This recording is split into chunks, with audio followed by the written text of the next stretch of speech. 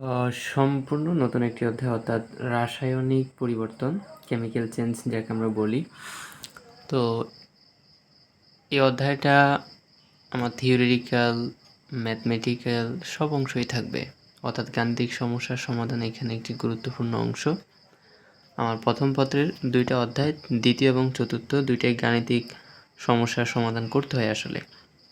তো আমরা চতুর্থ অধ্যায় দ্বিতীয় থেকে একটু আরও বেশিই দেখব বলা যায়।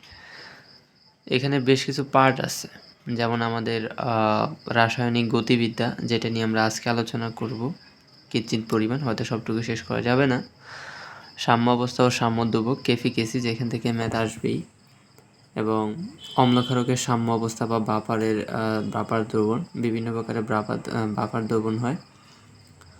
এরপরে হচ্ছে যে আমাদের তাপ রসায়ন, যেটা হচ্ছে যে তোমরা এটাকে কী বলা হয়, যে ঢেলের যে পড়ছে, যে তাপের যে পরিবর্তন হয় আর কি, সেই অংশটা। তো সাম্যাবস্থা সাম্যধ্রুবক যে পার্টটা দেখতেছো, এটা আসলে এক কথায় বলা যেতে পারে যে আসলে লাশ হাতেলিয়া নীতি যেটা ছিল, তো এই অধ্যায়ে সেটা আলোচনা করা হবে। তো এই অধ্যায়ের বেসিক পার্টগুলো আসলে কোনো না কোনোভাবে আমরা এসএসসি লেভেলে পড়েছি, দেখেছি। তো এই জন্যই পড়াগুলো হচ্ছে যে ক্রমান্বয়ে আস্তে আস্তে ঢিপে যাবে। কিন্তু প্রথম দিকে যে পড়াগুলো আসলে এখানে আলোচনা করা হবে, যে কোনো পার্টে যে কোনো থিওরামেই, তো সেটা একদম সহজ মনেই হবে। সেটাকে একটু পড়ে ফেলতে হবে, এবং ওটাই যদি ক্লিয়ার হয়ে যায়, তাহলে আমরা আস্তে আস্তে যে ডিপে যাব, ম্যাথগুলো দেখব, সেটা সহজই মনে হবে। যেমন এখানে আমরা আরও কী কী নিয়ে আলোচনা করব দেখতেই পাচ্ছ।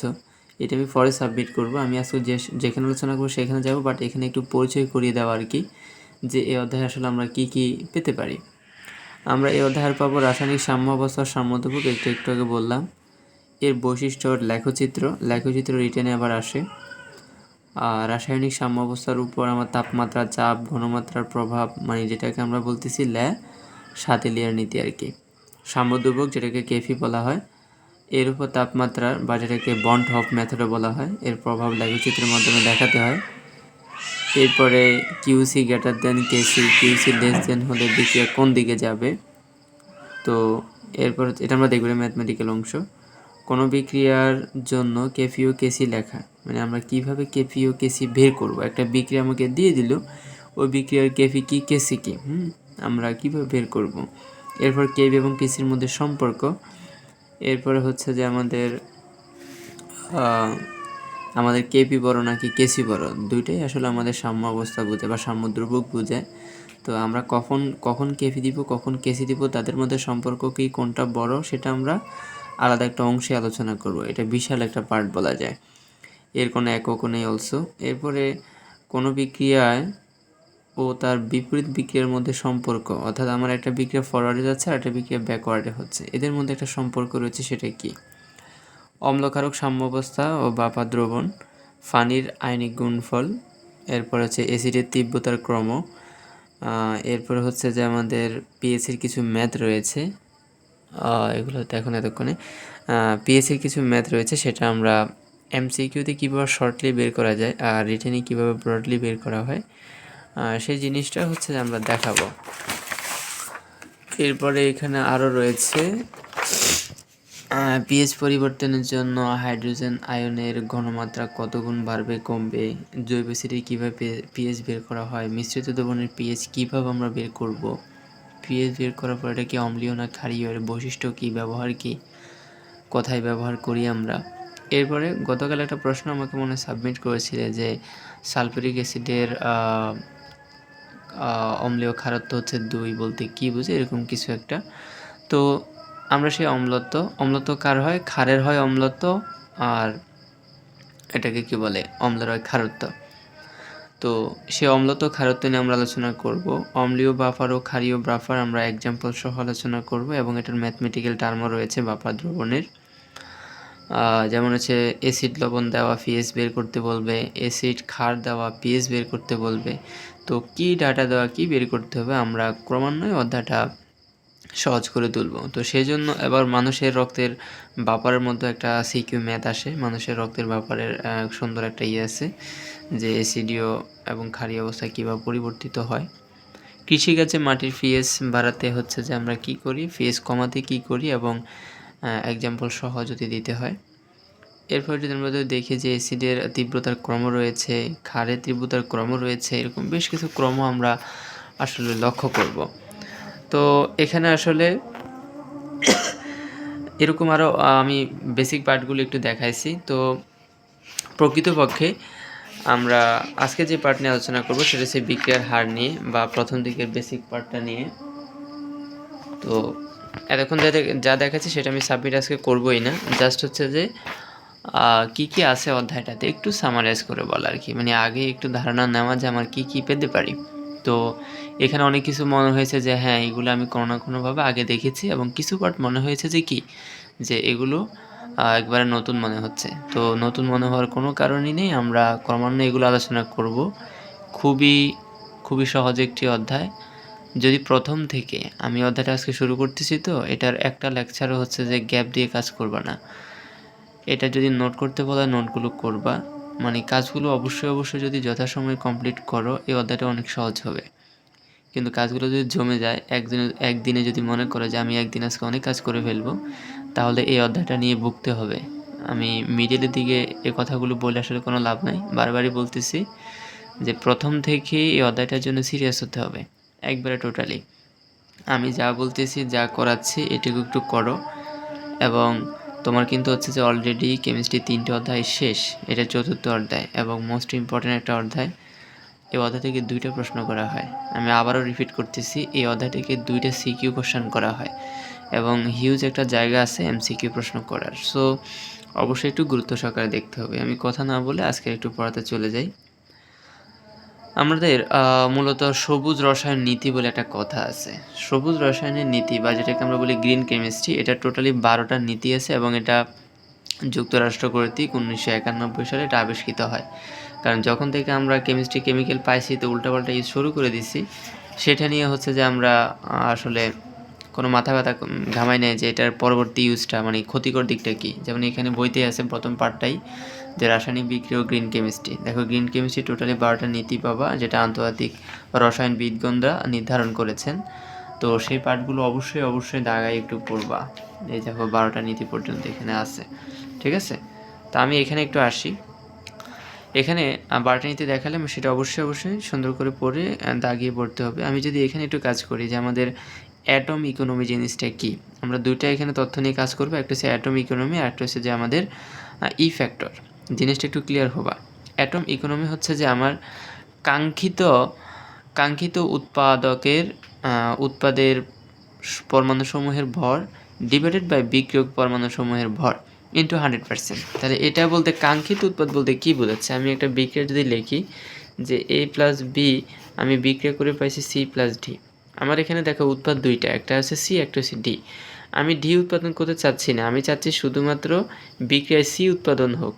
কিন্তু C উৎপাদন হওয়ার পাশাপাশি আমার ডিও অতিরিক্ত উৎপাদিত হয়েছে, তার মানে এই বিক্রিয়া এটা হচ্ছে আমার কাঙ্ক্ষিত উৎপাদ আর এটা হচ্ছে আমার বর্জ্য উৎপাদ।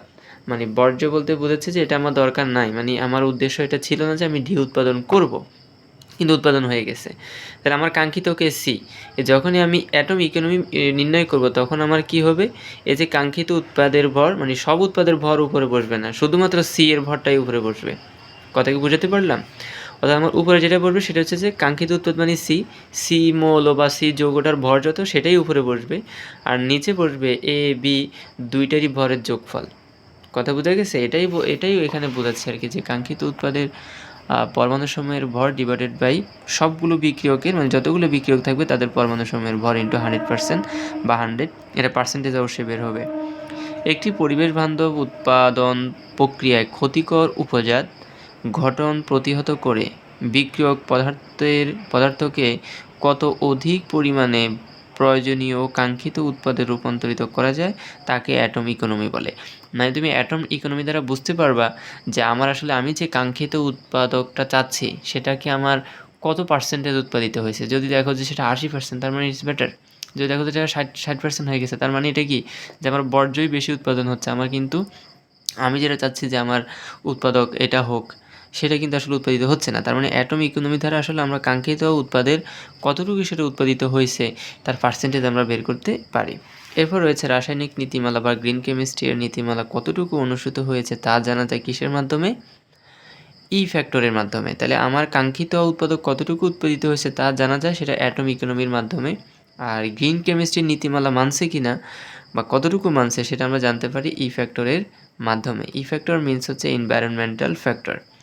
সেই ই ফ্যাক্টরকে আমরা যে ডেরিভেশন দ্বারা এটাকে প্রকাশ করতে পারি সেটা হচ্ছে যে আমাদের প্রক্রিয়া সৃষ্ট মোট বর্জ্যের ভর ডিভাইডেড বাই উৎপাদের মোট ভর। অর্থাৎ আমার যখন ই ফ্যাক্টর নিয়ে আমি কথা বলতেছি, ই ফ্যাক্টর সেই ক্ষেত্রে আমার উপরে কি বসবে, এই যে আমি বিকে একটু আগে লিখলাম a plus B equal C plus D. হ্যাঁ, তো এখানে আমার সি ছিল কাঙ্ক্ষিত উৎপাদক আর সি সাপেক্ষে রয়েছে বর্জ্য। যখন আমরা ই ফ্যাক্টর নির্ণয় করব তখন হচ্ছে যে বর্জ্যের ভরটা বসবে উপরে, কোনটা, বর্জ্যের ভরটা, আর নিচে কি বসবে, কতগুলো উৎপাদক ছিল তাদের ভর। উৎপাদক কয়টা, দুইটা, সি এবং ডি, দুইটার ভরের যোগফল বসবে নিচে। এই যে অনুপাতটা এটাকে বলা হয় ই ফ্যাক্টর, ঠিক আছে। এবং গ্রিন কেমিস্ট্রি মেনে চলছে কিনা তো আমরা কীভাবে বুঝি, সেটা হচ্ছে অ্যাটম ইকোনমি যদি ই ফ্যাক্টর অপেক্ষা বেশি আসে তাহলে আমরা বুঝবো যে সেটা গ্রিন কেমিস্ট্রির নীতি মেনে চলছে। বিষ যুক্ত পদার্থ কোনগুলোর মধ্যে বিষ রয়েছে আমি এমসিকিউর জন্য বলতে পারি যে এটা হচ্ছে যে জাইলিন, মার্কারি, ফরমালিন। ওজোন স্তর ধ্বংস করে হচ্ছে যে আমাদের প্রিনন্স বা তাকে বলা হয় সিএফসিএস, মানে ক্লোরোফ্লোরোকার্বন আর কি। তো এখানে ফিজাইলিন দেখতে পাচ্ছ, ফরমালিন দেখতে পাচ্ছ, প্রিনন 2 দেখতে পাচ্ছ এবং প্রিয়ন 1-2 দেখতে পাচ্ছ। এটা 1-1 অর্থাৎ 11 আর কি। এরপরে MSDS এই 15টা পায় পরীক্ষা এমসিকিউতে আছে। এমসিকিউ আমরা হচ্ছে যে প্রায় এখানে গলে ফেলি, ম্যাটেরিয়াল বা হচ্ছে সেফটির ক্ষেত্রে গলে ফেলি। ডাটা শিটে কেউ আর উল্টায় না, মানে এটা এখানে সেই ভুল করে এই জায়গাটাতেই। আমার এটার পুনরূপ হচ্ছে ম্যাটেরিয়াল সেফটি ডাটা শিট। এবং গ্রিনার পদ্ধতি আসলে পরিবেশ দূষক ক্লোরিনকে বর্জন করা। গ্লিনার, নট গ্রিন কেমিস্ট্রি। গ্লিনার পদ্ধতিতে আমরা আসলে ক্লোরিনকে বর্জন করার চেষ্টা করি। আমি এখানে একটা উৎপাদক, আমি যে উৎপাদকটা চাচ্ছি সেটা দুইভাবে উৎপাদন করা যায়। আমরা চাচ্ছি একটা কোম্পানি একটা প্রোডাক্ট উৎপাদন করবে, হ্যাঁ, ওই প্রোডাক্টকে দুইভাবে উৎপাদন করা যায়। এখন প্রশ্ন হলো আমি কোন পদ্ধতি ব্যবহার করে এটাকে আসলে উৎপাদন করব। তো আমি এক্সাম্পল হিসেবে এখানে দিলাম যে ম্যালেইক অ্যানহাইড্রাইট, অর্থাৎ সংকেত হচ্ছে C4H2O3, এটার আমি গাঠনিক সংকেত এখানে দিয়ে দিয়েছি। তো ম্যালেটিক অ্যানহাইড্রাইটকে আমি চাইলে দুই পদ্ধতিতে এটাকে উৎপাদন করতে পারি, পদ্ধতি 1 এবং পদ্ধতি 2। পদ্ধতি 1 হচ্ছে আমি বেনজিন থেকে আমি ম্যালেইক অ্যানহাইড্রাইট উৎপাদন করতে পারি, অথবা আমি বিউটেন থেকে ম্যালিক অ্যানহাইড্রাইট উৎপাদন করতে পারি। তার মানে আমি যে কোনো পদ্ধতি অ্যাপ্লাই করলেই তো ম্যালিক অ্যানহাইড্রাইট পণ্যটা বা প্রোডাক্টটা উৎপাদন করা যাচ্ছে। কিন্তু আমি কোনটা ইউজ করব সেটা নির্ভর করবে আমার আসলে অ্যাটম ইকোনমির মাধ্যমে। আমি দুইটা পদ্ধতির আলাদা আলাদা করে অ্যাটম ইকোনমি বের করব। তো এই ক্ষেত্রে আমার সেকেন্ড যেটা ছিল মানে বিউটেনের যেটা সেকেন্ড অ্যাটম ইকোনমির ক্ষেত্রে আমরা কী জানি যে কাঙ্ক্ষিত উৎপাদকের ভর ডিভাইডেড বাই যতগুলো বিক্রিয়ক ছিল সবগুলো বিক্রিয়কের ভর। তাহলে আমার এখানেও কাঙ্ক্ষিত উৎপাদককে ম্যালিক অ্যানহাইড্রাইট মানে এটা। তাহলে এর ভর হচ্ছে 2, কার্বন হচ্ছে যে 4টা, তাহলে হচ্ছে 4×48, হাইড্রোজেন 2 কার্বন হচ্ছে 3×16 এবং নিচে হচ্ছে আমাদের টোটালি বিক্রিয়ক হচ্ছে 1-2টা। এখানে হচ্ছে 2 ইন্টু কার্বন 4টা মানে 48, হাইড্রোজেন 10টা মানে 10 প্লাস 7, অক্সিজেন হচ্ছে 2টা মানে 32 ইন্টু 100% বা 100। তাহলে আমি এখানে বসানোর পর আমি পার্সেন্টেজ পাইছি কত, 57.65। একই কাজ আমি কি করব, প্রথম পদ্ধতির ক্ষেত্রে করব। একইভাবে আমার প্রথম পদ্ধতির ক্ষেত্রে কাঙ্ক্ষিত হচ্ছে যে এটা, অর্থাৎ এর ভর ডিভাইডেড বাই হচ্ছে যে যতগুলো বিক্রিয়ক ছিল তাদের ভর, অর্থাৎ এই দুইটা, এবং ইন্টু 100%। আমরা এখানে পেলাম কি 44.144%। সেই ক্ষেত্রে আমরা দেখতেই পাচ্ছি যে আমাদের প্রথম পদ্ধতি অপেক্ষা দ্বিতীয় পদ্ধতিতে আমাদের কি, যে দ্বিতীয় সিস্টেমটার মধ্যে আমাদের অ্যাটম ইকোনমির মানটা আসলে বেশি। তার মানে second system is best for green chemistry. কারণ আমি অ্যাটম ইকোনমি আমার যেখানে বেশি হবে, আমার অ্যাটম ইকোনমি দুইটা পদ্ধতির ক্ষেত্রে বের করলাম, সেই ক্ষেত্রে যার অ্যাটম ইকোনমি বেশি হবে সেটাই হচ্ছে আসলে গ্রিন কেমিস্ট্রির ক্ষেত্রে তত বেশি অনুসৃত অর্থাৎ তত বেশি মাননীয়। আমরা সেটাকে আসলে মেনে চলবো। কারণ আমি একটা প্রোডাক্ট উৎপাদন করে ফেলবো তাহলে হবে না, একটা নির্দিষ্ট গ্রিন কেমিস্ট্রির যে রুল নীতি 12টা নীতি সেটা আসলে মেনে চলতে হবে। আর সেটাই বের করা যায় কিসের মাধ্যমে, অ্যাটম ইকোনমির মাধ্যমে। এরপর দেখো আমরা বিক্রিয়াতে চলে আসলাম, যে আসলে একমুখী দ্বিমুখী বিক্রিয়া যেটাকে আমরা বলতেছি। একমুখী বিক্রিয়ার অপর নাম হচ্ছে ইরিভার্সিবল রিয়াকশন, মানে শুধুমাত্র সম্মুখ দিকেই ঘটে। আর উভয়মুখী বিক্রিয়া মানে হচ্ছে রিভার্সিবল রিয়াকশন, সম্মুখ এবং পশ্চাৎ দুইটা বিক্রিয়া এখানে ঘটে। আমি বিক্রিয়ার হারে একটু যাই, আমাদের আজকের আলোচনার মূলত হারকে ঘিরেই। বিক্রিয়ার হার প্রতি একক সময়ে, এটা 1 সেকেন্ড হতে পারে, মিনিট হতে পারে, প্রতি একক সময়ে বিক্রিয়কের ঘনমাত্রা হ্রাস। মাথায় রাখবে, একটা বিক্রিয়া যখন সম্পূর্ণ হতে থাকে তখন বিক্রিয়কের ঘনমাত্রা হ্রাস পায় আর উৎপাদের ঘনমাত্রা বৃদ্ধি পায়। অলওয়েজ এটা বি স্ট্যান্ডার্ড। আমার শুধুমাত্র মনে রাখবো যে প্রতি একক সময়ে বিক্রিয়কের ঘনমাত্রা হ্রাসের হারকে বিক্রিয়ার হার বলে না। আবার এমন নয় প্রতি একক সময়ে উৎপাদের ঘনমাত্রা হ্রাসের হারকে বিক্রিয়ার হার বলে, এমনও বলা যাবে না। দুইটাকে একসাথে বলতে হবে যে আমার বিক্রিয়া যখন ঘটে কী হয়, বিক্রিয়কের ঘনমাত্রা হ্রাস হয় বা বিক্রিয়া সৃষ্ট উৎপাদকের ঘনমাত্রা কী হয়, বৃদ্ধি পায়। এই যে হ্রাস পায় বা এই যে বৃদ্ধি পায়, এই যে হারটা, এটাকে বলা হয় যে বিক্রিয়ার হার। তো বিক্রিয়ার হারকে আমরা প্রকাশ করতে পারি বিক্রিয়ক বা উৎপাদকের ঘনমাত্রার পরিবর্তন ডিভাইডেড বাই ব্যয়িত সময়। মানে আমার কতটুকু নির্দিষ্ট সময়ের মধ্যে আমার বিক্রিয়কের ঘনমাত্রা কত হ্রাস পাইছে অথবা উৎপাদকের ঘনমাত্রা কতটুকু বৃদ্ধি পাইছে। বিক্রিয়ার হারের একক পরীক্ষায় আসে এমসিকিউতে, সেটা হচ্ছে মোল পার লিটার পার সেকেন্ড। বিক্রিয়ার হারকে আমরা বিভিন্নভাবে ডেরিভেশন করতে পারি। আমি এখানে যাওয়ার আগে এখানে একটু আসি। এখানে একটা গ্রাফ দেখতে পাচ্ছি যে এটা হচ্ছে যে আমাদের আসলে উৎপাদ আর এটা হচ্ছে আমাদের বিক্রিয়ক। দেখো বিক্রিয়কের ঘনমাত্রা প্রথমে দেখো সর্বোচ্চ আর উৎপাদের ঘনমাত্রা কত, 0। বিক্রিয়কের ঘনমাত্রা যেখানে হিউজ একটা নাম্বার আর সেইখানে আমার উৎপাদের ঘনমাত্রা হচ্ছে 0। বিক্রিয়াটা আমি যখন রান করালাম, শুরু করলাম, তখন দেখো বিক্রিয়কের ঘনমাত্রা আস্তে আস্তে কমতেছে, সময় বাড়ার সাথে সাথে বিক্রিয়কের ঘনমাত্রা আস্তে আস্তে কমতেছে এবং উৎপাদের ঘনমাত্রা আস্তে আস্তে বাড়তেছে। একটা নির্দিষ্ট সময়, বিক্রিয়ার একটা নির্দিষ্ট সময় পরে একটা নির্দিষ্ট সময়ে আমার উৎপাদের ঘনমাত্রা এবং বিক্রিয়কের ঘনমাত্রা কিন্তু কি হয়, সমান হয়। এরপরে আবার দেখো আমার উৎপাদের ঘনমাত্রা বাড়তেছে আর বিক্রিয়কের ঘনমাত্রা কমতেছে, ঠিক আছে। এবং একটা নির্দিষ্ট সময় সেটা একই লাইন বরাবর যেতেই থাকে, মানে তখন আর কারোটাই কমে না কারোটাই বাড়ে না, একটা কনস্ট্যান্ট হারে পৌঁছে যায়। তার মানে আমরা বলতে পারি যে বিক্রিয়ার হার হচ্ছে ডিসি ডিভাইডেড বাই ডিটি। এখন এখানে কেন মাইনাস দিলাম, এখানে মাইনাস দ্বারা বোঝাচ্ছি যে এটা বিক্রিয়ক, অর্থাৎ বিক্রিয়কের ক্ষেত্রে এই যে আমি এখানে দেখো, আমি যদি এখানে এই যে এটা কিন্তু বিক্রিয়কের হচ্ছে ঢাল, মানে বিক্রিয়কের লেখচিত্র। তো এখানে আমি যদি ঢাল নিই তাহলে সেটা হচ্ছে যে আমাদের এই রেখা দ্বারা বোঝায় উপরে কী আছে, ঘনমাত্রা, মানে হচ্ছে ডিসি, আর এই এক্স অক্ষ বরাবর কী আছে, সময়, তার মানে ডিটি। আমি যদি এটা যদি বিক্রিয়কের রেখা, তার মানে ডিসি ডিভাইডেড বাই ডিটি। আমরা পড়েই আসছি যে বিক্রিয়ক বা উৎপাদের ঘনমাত্রার পরিবর্তন। তা আমরা যেহেতু বিক্রিয়ক নিয়েছি, তার মানে বিক্রিয়কের ঘনমাত্রার পরিবর্তনকে কি বলবো, ডিসি।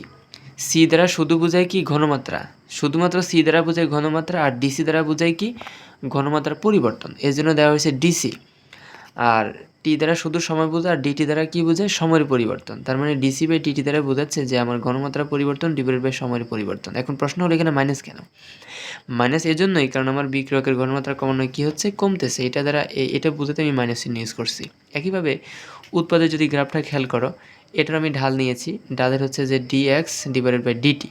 ডিএক্স কি, ঘনমাত্রা, ডিটি কি, সময়ের পরিবর্তন, অর্থাৎ ঘনমাত্রার পরিবর্তন ডিভাইডেড বাই সময়ের পরিবর্তন, ঠিক আছে।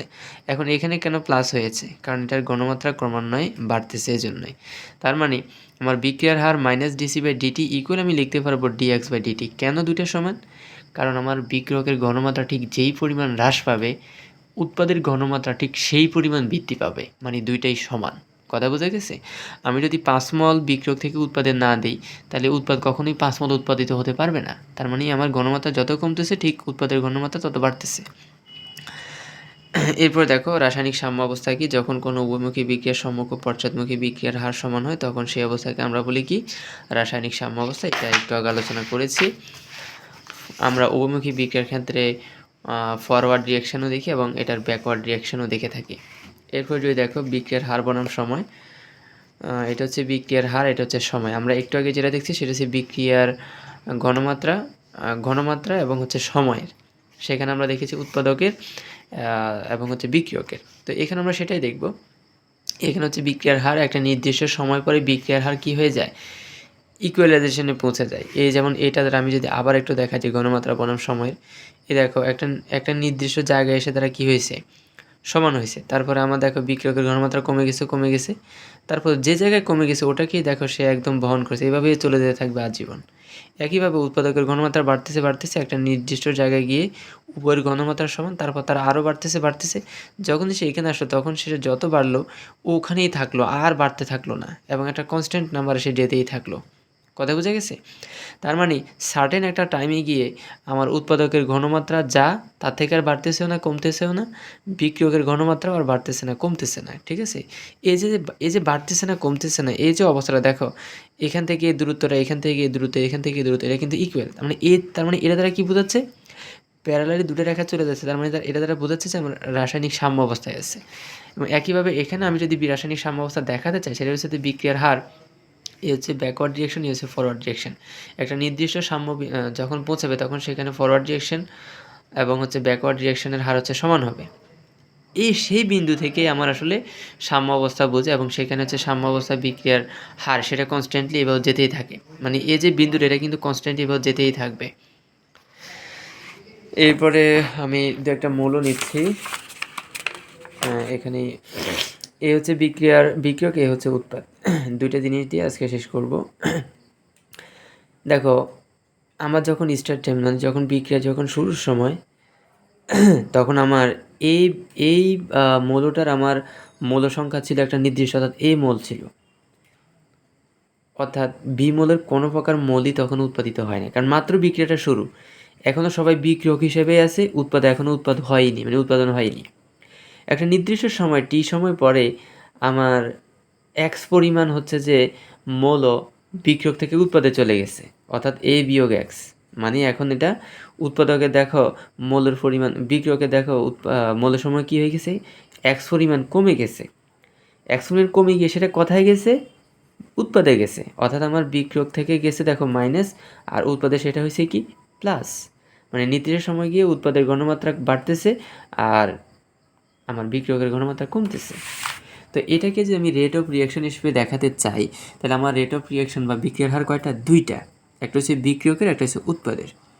তো রেট অফ রিয়াকশন আমি যদি এ মৌল বা বিক্রিয়কের কথা যদি বলি, তাহলে সেটা হচ্ছে যে আমার ঘনমাত্রার পরিবর্তন, ঘনমাত্রা টি সময় পর কত, এ বিয়োগ এক্স, আর এখন আর যাত্রার শুরুর সময় কত ছিল এ, তার মানে এ মাইনাস এক্স মাইনাস এ, এটা হচ্ছে বিক্রিয়ার ঘনমাত্রার পরিবর্তন। আর সময়ের পরিবর্তন কত, যাত্রার শুরুর সময় মানে 0, আর যাত্রার টি সময় মানে টি বিয়োগ 0, অর্থাৎ আমার হচ্ছে যে এটাকে কি বলি, যে ঘনমাত্রার পরিবর্তন সেটা হচ্ছে যে a minus x minus a divided by সময়ের পরিবর্তন হচ্ছে যে টি বিয়োগ 0। তার মানে আমি পাচ্ছি minus x divided by T. তার মানে মাইনাস দ্বারা কী বলছে, ঘনমাত্রা হ্রাস পাইছে। সেটা আমি প্রথমে বলছি যে আমার বিক্রিয়কের ঘনমাত্রা হ্রাসই পায়, এবং সেটা এক্স ডিভাইডেড বাই টি। দেখো উভয়ের ক্ষেত্রে সেম জিনিসই হবে, এখানে এক্স বাই টি, এখানেও এক্স বাই টি। পার্থক্যটা হচ্ছে এখানে মাইনাস হবে, এখানে প্লাস হবে। কেন? মানে দ্বারা উৎপাদকের ক্ষেত্রে বোঝাবে যে আমার উৎপাদকের ঘনমাত্রা বাড়তেছে, আর বিক্রয়ের ক্ষেত্রে বোঝাবে যে বিক্রয়কের ঘনমাত্রা কমতেছে।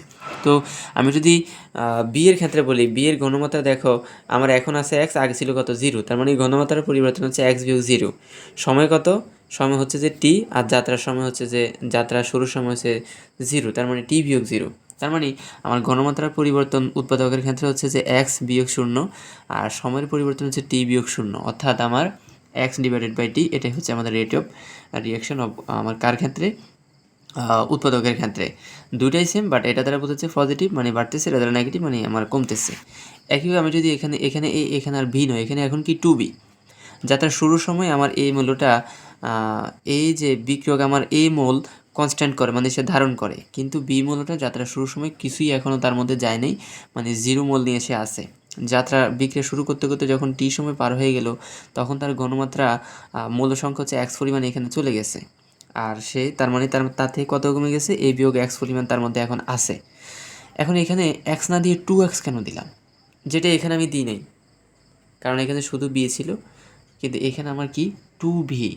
এই জন্য সেটা যদি এখান থেকে এক্স এখানে যায়, তাহলে সেটা এখানে যদি 2 থাকে তাহলে 2x হয়ে যাবে, 3 থাকলে 3x মৌল হয়ে যাবে। ঠিক আছে, তার মানে রেট অফ রিয়াকশন আমি যদি এর ক্ষেত্রে বলি, তাহলে সেটা হচ্ছে এ মাইনাস এক্স মাইনাস এ মাইনাস এ কাটা minus x divided by T বিয়োগ 0 মানে টি।